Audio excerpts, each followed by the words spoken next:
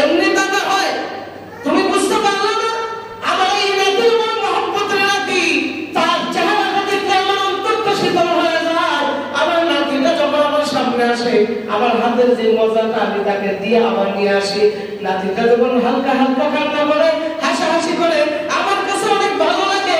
কিন্তু পরোক্ষভাবে ওই নাতিটা যখন আমার সামনে আসে, তার বাবা মার কথা শুনে না, বাবা মার কথা শুনে না, আত্মীয় স্বজনের কথা শুনে না, আমার কথাও শুনে না, তার চেহারাটা দেখা মাত্রই আমার ভিতরে একটা কষ্টের চাপ লেগে থাকে। এই জন্য ওই সন্তানটা যখন আমার সামনে আসে, আর দেরি করি না, তাকে সাথে সাথে এগুলো দিয়া তাকে দূর করে দেই। আর আমার ওই নাতি থেকে আদা নেওয়া করতে করতে তার থেকে আমি আনন্দের খুশবু দেই। সুবহানাল্লাহ, আনন্দের খুশবু দেই। আল্লাহ তাআলা বলেন, বান্দা ঠিক তদ্রুপ ভাবে আমার মহব্বতের বান্দা যখন আমি আল্লাহর দরবারে যখন চাওয়ার জন্য যখন জায়নামাজের মুসাল্লায় বসিয়া যখন দুইটা হাত আমি আল্লাহর দরবারে যখন উঠায় দেয়, আর উঠিয়া যখন বলে, আল্লাহ আমি বড় ভাবে জিন্দেগি কাটতেছি, মাহবুব হে আমার এগুলো প্রয়োজন, তুমি আমাকে একটু দান করেন মাওলা। তোমার কাছে চাওয়ার মতো আর তোমার কাছে চাওয়া ছাড়া অন্য কোথাও আমার চাওয়ার জায়গা নাই। বান্দার এই কাগজটি মিনতি যখন দেখে ফেরেশতারা তাড়াতাড়ি করে, ও আল্লাহ তোমার এই মুহাব্বতের বান্দাটা বারবার তোমার কাছে চাইতেছে, মাওলা তাড়াতাড়ি দিয়ে দাও। আল্লাহ বলেন বান্দা, আল্লাহ বলেন ফেরেশতা, দেরি করব না, তার তো ঠিকই আছে। আমার বান্দা চাওয়ার মধ্যে যে একটা খুশবু, চাওয়ার মধ্যে যে একটা তলব, তার মধ্যে যে একটা মহব্বত, ওই মহব্বতটা দেখিয়া, খুশবু দেখিয়া, দরদটা দেখিয়া আমি আল্লাহর বড় মায়া লাগে। সুবহানাল্লাহ, আমি আল্লাহর বড় মায়া লাগে। এই জন্য আমি একটু দিতে দেরি করি, দেখি আমার বান্দা আমার প্রতি কতটুকু আমার তাওয়াক্কুল আমার প্রতি বাড়ায়। সুবহানাল্লাহ। আর যখন মনে করে গুনাহগার গুলো বেঈমান ফুজ্জার ফাসিক যখন আল্লাহর দরবারে হাত তোলে আর কান্নাকাটি করে আর বলে, আল্লাহ বিপদে পড়ে গেছি, উদ্ধার করে দাও, আমি নাফরমান, আমি গুনাহগার রে মাওলা, তুমি আমারে মাফ করে দাও, তাড়াতাড়ি আমাকে দিয়ে দাও। আল্লাহ বলেন, ও ফেরেশতা, একে আমি কেন তাড়াতাড়ি দিয়ে দিই? এর সারা শরীরটাই গুনাহ জড়িত, এই গুনাহের একটা দুর্গন্ধ আছে। গুনাহের দুর্গন্ধ নিয়ে যখন বান্দা আমার কাছে চায়, আমার কাছে আর ভালো লাগে না, তখন তাড়াতাড়ি ওই বান্দাকে তার বিনিময় দিয়ে তাকে দূরে সরাই দিয়ে বলেন, নাউযুবিল্লাহ। নেককার এবং বদকারের পার্থক্য বুঝছেন তো এখন? হ্যাঁ, নেককারকে আল্লাহ কিভাবে কাছে টেনে নেয় আর বদকারকে আল্লাহ কিভাবে কাছে টেনে নেয়। নেককারকে আল্লাহ কাছে টানে আর তার কুদরতি ভাবে কেলামেলা বলে যে, বান্দা আমার প্রতি আরেকটু মহব্বত বাড়াই, আরেকটু মহব্বত বাড়াই, আরেকটু মহব্বত বাড়াই। বান্দা দোয়া করতেছে, হাত এনে তুলছে, তার মুখের ভঙ্গি আছে, আরে চোখটা পানি আসুক না, চোখটা যদি পানি আসে তার দুইটা লাভ, একটা তো আমি আল্লাহ দরবার থেকে যা চাইবে তা তো পাইবেই, আর এই গুনাহের এই বান্দার চোখের পানি যেটা আছে ওইটা হাসরের দিন জাহান্নামের আগুনকে দৌড় তুলাবে। সুবহানাল্লাহ, জাহান্নামের আগুনকে কি করবে? দৌড় তুলাবে। ওই দিন জাহান্নাম একদম পাগলের ন্যায় মানুষকে গ্রাস করার জন্য চলে আসবে। ওই সময় গুনাহের বান্দার চোখের পানি অনেক পাওয়ার বেড়ে যাবে। ওই সময় জাহান্নামের আগুনের মধ্যে এই গুনাহের বান্দার চোখের পানি যদি ছিটায় দেয়, তখন জাহান্নাম দৌড়ে পাগলের নিয়ে দৌড়ে উল্টে চলে যাবে। সুবহানাল্লাহ। এই জন্য যে দুনিয়া নামক এই নিয়ামতের মধ্যে আসছি আল্লাহর গোলামি করার জন্য, দুনিয়া থেকে চলে থাকবো, আসছি একা, যাইবো একা। দুনিয়াতে সম্পদ করতেছি, ছেলে সন্তান বাড়তেছে, আলে আওলাদ বাড়তেছে, আত্মীয় স্বজন বাড়তেছে। আইসলাম যেভাবে একা, আত্মীয় স্বজন বাড়লে বাড়ুক, না বাড়লে না বাড়ুক, যাওয়ার স্বপ্ন একা। সুবহানাল্লাহ বলবেন না? যাওয়ার সময় কি একাই আমরা যাব। এই জন্য ভাই একা যে রওনা দিছেন, একা যে রওনা দেওয়ার জন্য প্রস্তুতি নিতেছেন, কি দিবেন রওনা দেওয়ার জন্য? রওনা দিয়া কি আপনার সাথে নিয়ে রওনা করবেন, এটা আমাদেরকে চিন্তা করা দরকার। কারণ দুনিয়ার নিয়ামতের মধ্যে তাকিয়ে যদি আপনি আমার জিন্দেগিটাকে যদি আল্লাহ ওয়ালা জিন্দেগি বানায় সাজায়া আমরা কবর থেকে রওনা দিতে পারি, তো কবর থেকে আল্লাহ তাআলা আমাদেরকে জান্নাতের সুঘ্রাণ পাওয়া শুরু করে দেবেন। সুবহানাল্লাহ। বান্দা যখন কবরের মধ্যে যাবে, যাওয়ার সাথে সাথে বান্দার তো আর কোনো আমলি কাজে আসবে না, আর আমল করার জন্য কোনো আর পন্থা অবলম্বন করতে পারবে না, গুনাহ করতে পারবে না, অনেক কাজ করতে পারবে না, সব দরজা বন্ধ। তখন ওই কবরের মধ্যে বান্দাকে রাখা মাথার পাশে এক ধরনের আযাব আসবে।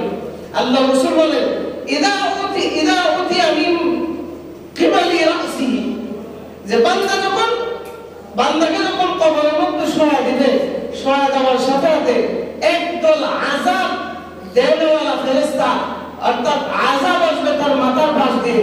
আযাব আসার সাথে সাথে এমনি দেখবে দাফাআতু তিলাওয়াতুল কুরআন, কুরআন শরীফের তেলাওয়াত একটা নেককার যুবকের সুরত ধরে বসে আছে। সুবহানাল্লাহ। তখন ফেরেশতারা আযাবের ফেরেশতা তাকে আযাব দেওয়ার জন্য চেষ্টা করবে, কুরআন তেলাওয়াতের কারণে বান্দাকে আযাব দিতে পারবে না। সুবহানাল্লাহ। অর্থাৎ বান্দা দুনিয়াতে কোরআন তেলাওয়াত করলে ছিল বান্দা এই আমল করার কারণে এই আমলে কবর জগতে তাকে আযাব দিতে দিবে না।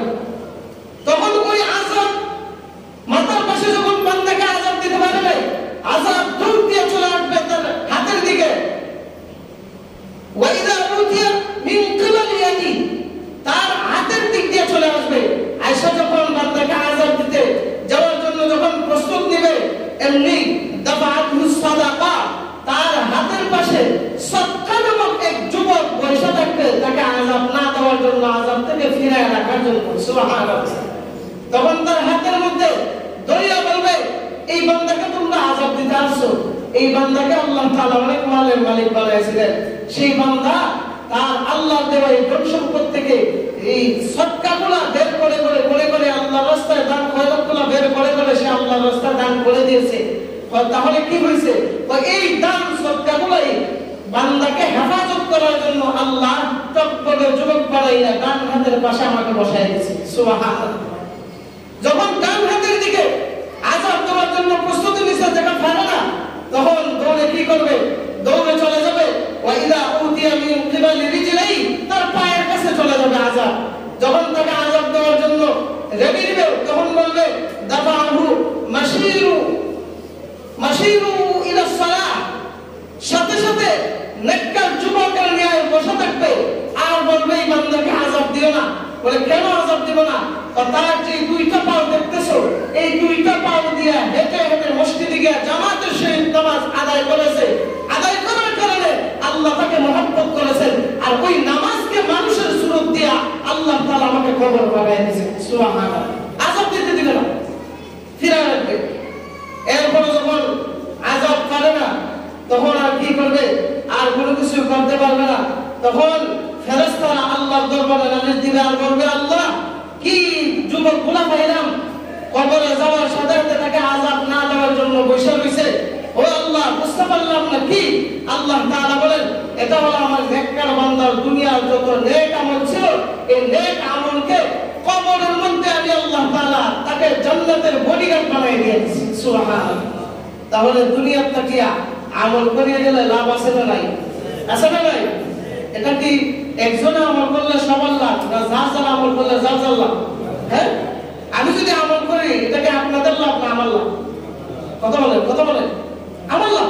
আমি আমল করলে আমার লাভ, আমি নামাজ পড়লে আমার লাভ, আমি কোরআন তেলাওয়াত করলে আমার লাভ, আমি দান সদকা করলে আমার লাভ। দুনিয়ার অন্য কোনো কারো লাভ নাই। হ্যাঁ, আপনাকে আমি দাওয়াত দিতে পারি যে আমি আমল করতেছি, তুমি আমল করো। আমি চাই আমিও বাঁচি, তুমিও বাঁচো। কারণ আল্লাহ তাআলা শুধু একা পয়সা যাওয়ার জন্য আল্লাহ বলেন নাই। আল্লাহ বলেন কু আনফুসাকুম ওয়া আহলিকুম নারা। ও বান্দা, তুমি নিজেও বাঁচো, তোমার পরিবার পরিজন যারা আছে এরাও বাঁচাও। তুমিও নামাজ পড়ো, তাদেরকে নামাজের তালিম দাও, দেখবা তুমিও বাঁচবা, তাদেরকেও বাঁচাইবা। আল্লাহ তাআলা জান্নাতি পরিবার হিসেবে হাশরের ময়দানে উঠায় দিবেন। সুবহানাল্লাহ। এইজন্য লাভ আছে না নাই? এইজন্য কবর ঘুমানোর সাথে সাথে আমাদের সমস্ত আমলের দরজা বন্ধ। কেউ কোনো আমল করতে পারবে না, কেউ কোনো গুনাহ কাজও করতে পারবে না। সমস্ত আমলের নেক কাজের দরজাগুলো সব বন্ধ করে দেবে, আর আমল করার সুযোগ নাই। আল্লাহ রাসূল বলেন ওই সিচুয়েশনের মধ্যে আল্লাহ পাক রব্বুল আলামিন 7 ধরনের আমল দুনিয়াতে আল্লাহ জারি রেখে দিবেন। যদি এই আমল করিয়া যাইতে পারে তো বান্দা কবরের শুয়ে একাই করে নেকের ভাগীদার হবে। সুবহানাল্লাহ বলেন। আল্লাহ রাসূল হাদিসের মধ্যে বলেন ক্বালা রাসূলুল্লাহ সাল্লাল্লাহু আলাইহি ওয়াসাল্লাম ইন্না মিম্মা ইয়ালহাকুল মুমিন মিন আমালিহি বা'দা মাউতিহি। আল্লাহ রাসূল বলেন কোন আল্লাহর বান্দা যদি দুনিয়া থেকে বিদায় হয় জিন্দেগি সব বন্ধ হয়ে যাবে, আমল করতে পারবে না, গুনাহ করতে পারবে না, নেক কাজ করতে পারবে না, সমস্ত রাস্তাগুলো আল্লাহ তাআলা বন্ধ করে দিবেন। কিন্তু বান্দা যদি দুনিয়া থেকে যদি এই আমলগুলো যদি বান্দা দুনিয়া থেকে যদি জারি করে যাইতে পারে, আল্লাহ পাক রব্বুল আলামিন বান্দা কবরে তাকিয়ে আল্লাহ তাআলা কবরের মধ্যে তাকিয়ে আল্লাহ তাআলা দুনিয়াতে নেক কাজ চালু করে দেওয়ার কারণে কবরে তাইকা তার আমল নামায় এই নেকের ভাগীদার বান্দা হয়ে যাবে। সুবহানাল্লাহ। নাম্বার 1 ইলমান আলিমাহু আও নাশারা। আল্লাহর রাসূল বলে কোন বান্দা যদি ইলম শিখে, ইলম শিখিয়া ওই ইলম অনুযায়ী যদি বান্দা আমল করে, আমল করিয়া যদি এই ইলমের যদি প্রচার প্রসার করে, আল্লাহর রাসূল আলাইহিস হাদিসের মধ্যে বলেন বাল্লিগু আন্নী ওয়ালাউ আয়া। তুমি আল্লাহর পক্ষ থেকে যা ইলম শিখছো, যা আমল শিখছো, যা দ্বীনের কাজ শিখছো, এগুলো মানুষের কাছে প্রচার প্রসার করো।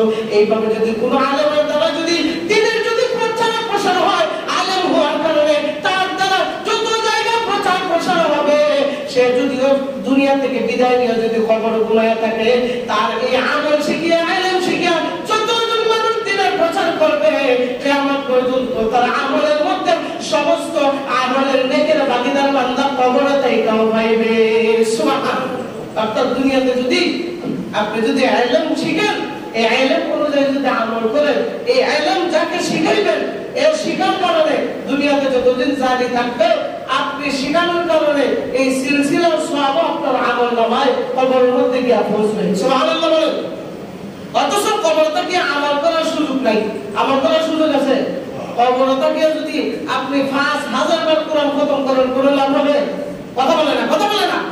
কবরটা কি যদি আজীবন আপনি নামাজ পড়েন, একটা নেকি হইব, একটা নেকি হবে না। কবরটা কি যদি আপনি সিজদা দিতে দিতে যদি কবর ফলাই দেন, এরপর কোনো কাজ হবে না। কারণ কবর একটা ইবাদতের জায়গা না। সুবহানাল্লাহ বলেন। নাম্বার 2 ওয়ালাদান সালিহান তারাকা। যদি কোনো নেককার সন্তান যদি দুনিয়াতে রাইখা যাইতে পারে, নেককার সন্তান যদি দুনিয়াতে রাইখা যান, দুনিয়াতে একটা সন্তান থাকা সত্ত্বে তখন ওই একটা সন্তানটা প্রত্যেকদিন প্রত্যেক নামাজের পরে বলবে রব্বির হামহুমা কামা রব্বায়ানি সগীরা, রব্বির হামহুমা কামা রব্বায়ানি সগীরা। প্রত্যেকদিন বান্দা প্রত্যেক নামাজের পরে বাবা আমার জন্য দোয়া করবেন। শুধু তাই নয়, ওই বান্দাটা প্রত্যেক শুক্রবারে কবরের পাশে দাঁড়াইয়া কবর জিয়ারত করবে। আল্লাহ রাসূলের হাদিসের মধ্যে বলেন কোন বাবা মার সন্তান যদি, কোন একটা সন্তান যদি প্রত্যেক শুক্রবারে যদি তার বাবা আমার কবরের পাশে দাঁড়াইয়া অথবা যে কোনো জায়গা থেকে ওই জায়গা থেকে যদি তার মা বাবার কবর জিয়ারত করে, আল্লাহর দপ্তরে তার নামটা নেককার সন্তান হিসেবে আল্লাহর দপ্তরে লেখা হয়ে যায়। সুবহানাল্লাহ। আমরা আমাদের মা বাবার কবর জিয়ারত করব তো ইনশাআল্লাহ। মা বাবা যদি আমাদেরকে এত কষ্ট করিয়া বড় করিয়া দুনিয়াতে রাইখা যাইতে পারেন, তো কবরের পাশে গিয়ে দুইটা হাত উঠাইতে পারবো না আল্লাহর কাছে? পারবো না ইনশাআল্লাহ। আজ শুক্রবারে না যে কোনো সময় আপনি ঘরে আছেন, ঘরে থেকে তো কবর জিয়ারত হয়। আপনি ঘরে থেকে 3 বার সূরা ইখলাস পড়েন, একবার সূরা ফাতিহা পড়েন, আল্লাহুম্মা তাকাসুর পড়েন, দুরূদ শরীফ পড়েন, ওই আল্লাহর কাছে দোয়া করেন, দেখবেন অটোমেটিক ইসারা সওয়াব আপনার মা বাবার কবরে পৌঁছে যাবে। সুবহানাল্লাহ। নেককার সন্তান দুনিয়াতে রাইখা গেলে লাভ আছে না নাই? হযরত বাইজিদ বুস্তামি রাহমাতুল্লাহি আলাইহি উনি যখন উনার মায়ের গর্ভে থাকা সত্ত্বেও ওনার বাবা দুনিয়া থেকে চলে গেছেন। চলে যাওয়ার পর উনি যখন দুনিয়াতে ভূমিষ্ঠ হয়েছেন, ভূমিষ্ঠ হইয়া এরপর আস্তে আস্তে যখন বড় হইলেন, বড় হওয়ার পর যখন মাদ্রাসায় যাওয়ার মতো উপযুক্ত হইলেন, ওনার মা বলতেছে রে ভাইজি, আমার বড় স্বপ্ন তোমাকে আমি বড় একজন মুহাক্কিক আলেম হাফেজ আল্লাহর ওলি বানাবো। সুবহানাল্লাহ বলেন। আল্লাহ যদি কবুল করে, আমার জান প্রাণ দিয়ে তোমাকে চেষ্টা করে আমি একজন হক্কানি আলেম তোমাকে বানাবো, চলো মাদ্রাসায় তোমাকে নিয়ে যাই। হযরত বাইজিদ বুস্তামিকে নিয়ে মাদ্রাসার গেটে যখন গেলেন, যাওয়ার পরে উস্তাদকে ডাইকা বললেন, উস্তাদ জি আপনার কাছে আমার এই ছেলেকে সুপর্দ করে গেলাম, আমার ছেলেকে দিয়ে গেলাম, আমার ছেলে ততক্ষণ পর্যন্ত বাড়িতে যাইতে পারবে না যতক্ষণ পর্যন্ত এই মাদ্রাসা থেকে আলেম হাফেজ না হয়েছে, ততক্ষণ পর্যন্ত আমার বাড়িতে এই সন্তানকে আর কোনোদিন পাঠাবেন না। সুবহানাল্লাহ। কোনোদিন কি পাঠাবেন না। আমার এই সন্তানকে আপনার কাছে দিয়ে গেলাম, যতক্ষণ না পর্যন্ত সে মুহাক্কিক আলেম না হয়েছে বাড়িতে তাকে ছুটি দিবেন না। ছুটি দিলে এটা তো এবার আপনি নেবেন, ছুটি আপনি দিতে পারবেন না। বাইজিদ বুস্তামি রাহমাতুল্লাহি আলাইহি মাদ্রাসায় ভর্তি করে দিয়ে গেলেন। ওনাকে পড়াইতেছেন, উস্তাদে পড়াইতেছেন, উনিও পড়তেছেন। এক পর্যায়ে পড়তে পড়তে অনেকদিন হয়ে গেছে। আমার বাইজিদ বুস্তামি রহমাতুল্লাহি আলাইহি উস্তাদকে বলতে, উস্তাদ জি অনেকদিন হয়ে গেছে, আমার মার চেহারাটা আমি দেখি না, অনেকদিন হয়ে গেছে। হুজুর জি আপনি আমাকে একটু ছুটি দেন, আমার মাকে আমি একটু দেখে আসি। এবার বাইজিদ বুস্তামির উস্তাদ বলতেছে, তাই নাকি? তার মায়ের কথা স্মরণ হয়ে গেছে। মা তো বলছে তাকে ছুটি না দেওয়ার জন্য, কিন্তু ছোট বাচ্চা, মাকে তো দেখতে মনই চায়, তাকে ছুটি না দিয়ে পারতাম না। তাহলে একটা কাজ করি, তাকে আমি একটা লেখাপড়ার সীমারেখা দিয়ে দেই। যদি এই সীমারেখা পর্যন্ত সে পৌঁছতে পারে, তাহলে তাকে আমি বাড়িতে ছুটি দেব। সুবহানাল্লাহ, একটা সীমারেখা দিয়ে দিই। বলতেছে বাইজিদ, তোমাকে আমি দিয়ে দিলাম, তুমি কোরআন হাফজ করা শুরু করেছো। কোরআনের 3টা ভাগ আছে, 10 পারা, 20 পারা, 30 পারা। এই 3 ভাগের মধ্যে যদি 2 ভাগ যদি পড়ে নিতে পারো, তাহলে তোমাকে আমি বাড়িতে যাওয়ার জন্য ছুটি দেব। সুবহানাল্লাহ, আল্লাহু আকবার। বাইজিদ বুস্তামি আল্লাহর উপর তাওয়াক্কুল নিয়ে পড়া শুরু করে দিয়েছেন। কয়েকদিনের ভিতরে উনি 22 পারার হাফেজ হয়ে গেছে। সুবহানাল্লাহ, 22 পারার হাফেজ হয়ে গেছে। হয়ে যাওয়ার পর এবার উস্তাদের কাছে গিয়ে বলতেছে, উস্তাদ জি আমি তো 22 পারা শেষ করে ফেলেছি, আপনারা আপনি দিচ্ছেন যে দুই বার যাতে শেষ করি, 20 পারা আরো বেশি শেষ করছি, আমাকে আবার ছুটি দেন। তখন উস্তাদ তো দেখছে, বলছেন যে ঠিক আছে ইনশাআল্লাহ, যাও তোমাকে ছুটি দিলাম, আবার চলে আসো। উনি আনন্দে আত্মহারা হয়ে বাড়ির দিকে দৌড় দিছে। এতদিন পরে মাকে দেখা হবে। দৌড়ে গিয়ে যখন যাইতে যাইতে সন্ধ্যা হয়ে গেছে, দরজার পাশে গিয়ে যখন কটকড়ায় যখন আওয়াজ দেয়, আর বলতেছে, মা তুমি দরজা খোলো। আমি বললাম, তোমার বাইজি তোমাকে দেখার জন্য আসি। মা ঘরের ভিতরে থেকে বলে, যদিও তুমি আমার বাইজিদ হইতে পারো অথবা নাও হইতে পারো, যদি আমার বাইজিদ হয়ে থাকো, কিন্তু আমি দরজা খুলবো না, কারণ আমার বাইজিদ ওয়াদা মত আছে, আমার বাইজিদ আলেম না হওয়া পর্যন্ত বাড়ির দরজায় কখনো ভাড়া দেওয়ার পারমিশন নাই। সুবহানাল্লাহ, বাড়ির ভাড়া দেওয়ার পারমিশন নাই। যদিও তুমি বাইজিদ হয়ে থাকো বা না থাকো, এটা আমার দেখার বিষয় না। অর্থাৎ আমার বাইজিদ যদি বাড়িতে আসে তো আলেম হয়ে আসবে, এর আগে আসলো আমি তাকে বাইজিদ বলে গণ্য করবো না। সুবহানাল্লাহ বলেন। এই কথা যখন বলছে, আরে মা তুমি দরজা খুলে দেখো আসলেই তোমার বাইজিদ আমি এমনি, তখন নিজেরা বুঝ দিতেছে, আরে ভাই চিন্তা করতে করতে দেখা যায় রাত হয়ে গেছে, মা আসলেই বলবে না, কারণ বাইজিদ যতক্ষণ পর্যন্ত আলেম না হবে এর বাইরে মা দরজা করবে না। যে প্রতিজ্ঞা করছে আসলেই এই প্রতিজ্ঞা করেই চলবে। উনি ফিরিয়া চলে গেছে মাদ্রাসায়। সুবহানাল্লাহ বলবেন না? মাদ্রাসায় গিয়ে উস্তাদ কেমন, উস্তাদ বাড়িতে গিয়ে কোনো কাজে আসে না। কি হয়েছে? আমি গিয়ে ডাক দিলাম, মা দরজা খুলে না। বলে আলেম না হওয়া পর্যন্ত নাকি বাড়িতে কোনোদিন বাইজিদ যাবে না। আমাকে আমার বিশ্বাসই করে না। সুবহানাল্লাহ।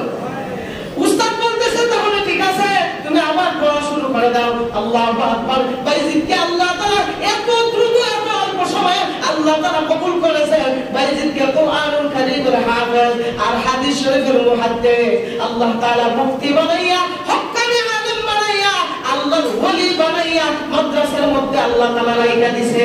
সুবহানাল্লাহ। রাতবেলা ওনার উস্তাদকে আল্লাহর রাসূল স্বপ্নে দেখাইতেছে। সুবহানাল্লাহ বলেন। সকালবেলা বাইজিদকে নিয়ে বাইজিদকে যখন পাগড়ি দিয়া যখন আলেম হয়ে গেছে, আলেমের পাগড়ি দিয়া যখন সকালবেলা বিদায় করবে, এর আগে রাত্রেবেলা স্বপ্নে দেখতেছে উস্তাদকে আল্লাহর রাসূল স্বপ্নে দেখাইতেছে, এরে বাইজিদের উস্তাদ, আমার বাইজিদকে তুমি চিনো নাই? বাইজিদকে আমি আল্লাহ তাআলা এমন ভাবে কবুল করেছে, তাকে যে কালকে আলেম হওয়ার কারণে যে মাথার মধ্যে পাগড়ি বাছাইবা, শুধু তাকে একটা পাগড়ি দিবা না, একটা পাগড়ি দিবা আলেম হওয়ার কারণে, আরেকটা পাগড়ি দিবা তাকে উলুমে মারিফত ও তাসাউফের পাগড়ি পেশায় দিবা। অর্থাৎ আর তোমার কাছ থেকে তাকে ইজাজত এবং খেলাফত দিয়া দিবা। অর্থাৎ আল্লাহ তাআলা বাইজিদকে আল্লাহর ওলি হিসেবে কবুল করে নিয়েছে। সুবহানাল্লাহ। মায়ের বড় এক আশা করে রাখছে আল্লাহর কাছে, আর ওই আশা অনুযায়ী ওই বান্দাও চেষ্টা করছে, হযরত বাইজিদ বুস্তামিও চেষ্টা করছে, করিয়া আলেম হইয়া 2 ফাঁকি মাথা দিয়ে যখন বাড়িতে ঢুকছে, এবার গিয়া দেখে তার মা এতদিন অসুস্থ হইয়া অন্ধ হয়ে গেছে। সুবহানাল্লাহ বলেন। অসুস্থ হইয়া অন্ধ হয়ে গেছে। এবার বলতেছে, মা আমি আসছি তোমার বাইজিদ। তুমি বাইজিদ আসো, আসলে কি তুমি আলেম হয়েছো? মা শুধু আলেম হয়ে নাই, আলেম মুফতি মুহাদ্দিস হাফেজ হইয়া আল্লাহর ওলি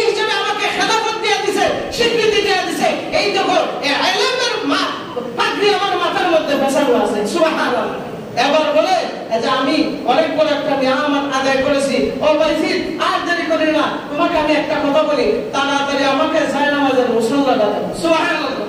বলে আপনি জায়নামাজ দিয়ে কি করবেন? এমনি বলে বাবা রে, তোমাকে নিয়ে আমার অনেক বড় স্বপ্ন ছিল, এসব প্রকার তুমি পূরণ করেছো, করার কারণে জায়নামাজের মুসল্লা দাও, ওযুর পানি দাও, আমি ওযু করিয়া 2 রাকাত শুকরিয়া নামাজ আমি আল্লাহর দরবারে আদায় করি। সুবহানাল্লাহ।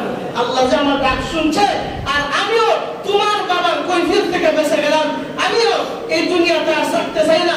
আমি আল্লাহর কাছে দোয়া করি, আল্লাহ আমার সন্তানটা আলেম হয়েছে, সে দ্বীনের কাজ করবে, কিন্তু দেখা যায় আমি বার্ধক্যের কাতারে চলে গেছি, আমার খেদমত করতে গিয়া সে দ্বীনের খেদমত করতে পারবে না। ও আল্লাহ, আমার দেওয়ার সময় হয়ে গেছে, তার বাবার কাছে আমাকে পৌঁছায় দাও, আর তার বাবার কাছে আমি গিয়া বলবো তোমার আমানত আমি নষ্ট করি নাই, তোমার এই বাচ্চাকে তুমি যে দুনিয়াতে রাইতে চলে আসছিলে, এই বাচ্চাকে কুরআনুল কারীমের হাফেজ আর মুফতি মুহাদ্দিস বানাইয়া ইলম ও মারিফাতের তাসাউফের ফাকহি বাসাইয়া আল্লাহর ওলি বানাইয়া দুনিয়াতে রাইতে আসছি। সুবহানাল্লাহ।